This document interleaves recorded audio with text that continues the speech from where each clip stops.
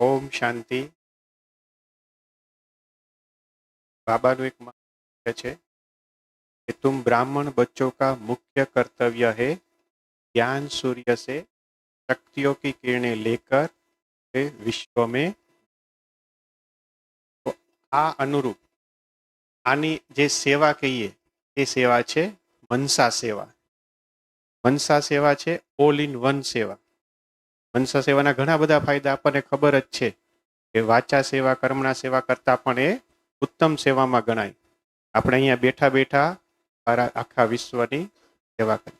પણ એક મહત્વનું એ પણ છે કે જ્યારે આપણે મનસા સેવામાં એક્ટિવ હોય ને તો આપણી પોતાની દિનચર્યા પણ બહેતર બને, આપણી સ્થિતિ શ્રેષ્ઠ બને અને આપણી વાણી પણ શ્રેષ્ઠ બને છે।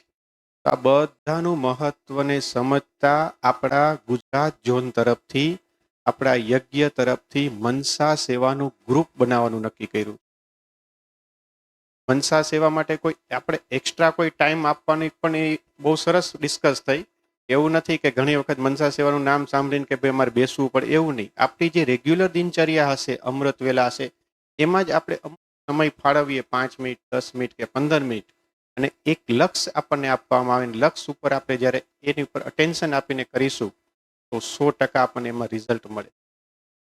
ફાયદો તો સામેવાળાને થવાનો જ છે, સાથે સાથે આપણને પણ થાય। અને અત્યારે એવું નક્કી કરવામાં આવ્યું કે ગ્રુપ બનાવશું, બરાબર છે। હવે મનસા સેવા આપણે બધા પોતપોતાના લેવલ ઉપર આપણે કરીએ જ છીએ, બધા જ કરો છો।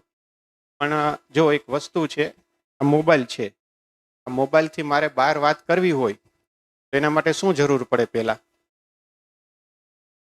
આ મોબાઈલથી મારે કોઈ 100 કિલોમીટર 200 કિલોમીટર વાત કરવી છે તો પહેલા આમાં નેટવર્કની જરૂર પડે કે ના પડે? બરાબર છે। આનું કનેક્શન ત્યાં સુધી જોડાઈ હોવું જોઈએ।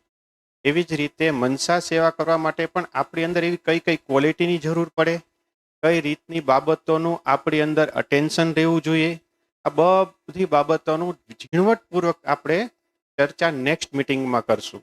ત્યાં તો સમય નથી એટલે બધી વાત નથી લેતા, પણ બહુ સહજ અને સરળ રીત અપનાવી। અને સૌથી મહત્વનું, જ્યારે આપણે યજ્ઞ તરફથી આપણને આ પ્રોજેક્ટ મળ્યો છે તો આપણે દિલથી જે આપણને ચાન્સ મળ્યો છે તો આપણે ચાન્સ લઈને ચાન્સલર બનીએ। આમાં કોઈ એક્સ્ટ્રા તમારે એફર્ટ કરવાની જરૂર નથી। તો એવું નક્કી કર્યું છે કે આવતા રવિવારે 5 વાગે આપણને જેમને પણ ઈચ્છા છે એ બધા સવારે 5 વાગે આવજો। અને એ સમયમાં આપણને શું શું યજ્ઞ તરફથી વિશેષ માહિતી મળી છે, મનસા સેવા કઈ રીતે કરી શકીએ, અને નેક્સ્ટ આપણા લક્ષ્ય શું છે, તમને લક્ષ્ય ખાલી ટૂંકમાં કહી દઉં।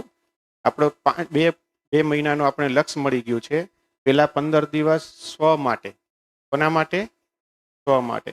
એના પછીના 15 દિવસ સાથીઓ માટે, આપણા પરિવારના જે નજીકના સાથીઓ હોય એની ઉન્નતિ કેમ થાય, એની પ્રગતિ કેમ થાય, એનું મન સ્થિર કેમ થાય, એ બધી બાબતોનું ઝીણવટપૂર્વક આપણને ઉપરથી શીખવાડવામાં આવશે। આપણે બધા કરીએ છીએ પણ આપણને વધારે માહિતી આપવામાં આવશે। ત્રીજી વસ્તુ છે આપણા સેવા કેન્દ્ર। સેવા કેન્દ્ર કઈ રીતે શાંતિ કુંડ બને, સેવા કેન્દ્રની ઉન્નતિ કેમ થાય, સેવા કેન્દ્રમાં રહેનારની કઈ રીતે ઉન્નતિ થાય, એ રીતેનું। અને ચોથું લક્ષ્ય છે આખા યજ્ઞનું।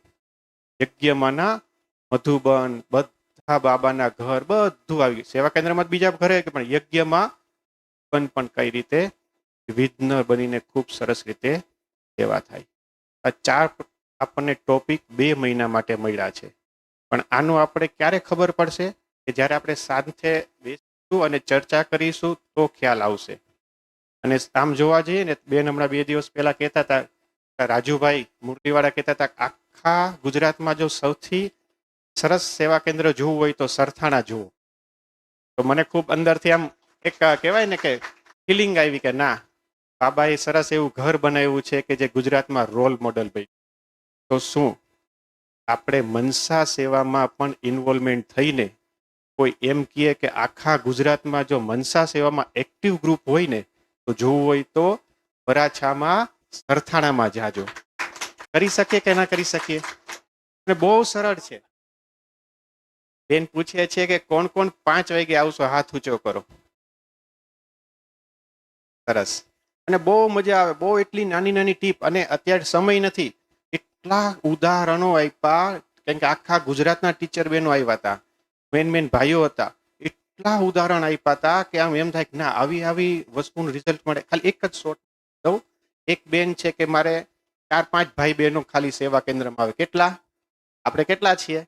તો એને કેટલી બધી તકલીફ પડે. 4-5 ભાઈઓમાં ભંડારી શું થતી હોય, અને સેન્ટર પણ પેલું રેન્ટ ઉપર. તો મેં કે મનસા સેવા કન્ટિન્યુ ચાલુ રાખી. એક સમય એવો આવ્યો કે ભાડું દેવું હતું ને, ભાડામાં 1100 ઘટતા હતા. આપણા બહેનોનું એક એવું હોય કે કોઈની પાસે માગે નહીં, બરાબર. 1100 ઘટતા હતા.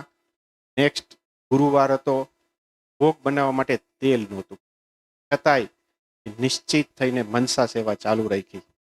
એ કે સાંજે એક ભાઈ આવ્યા કે બેન મારે થોડુંક આપવું છે, તો એક કવર આપ્યું.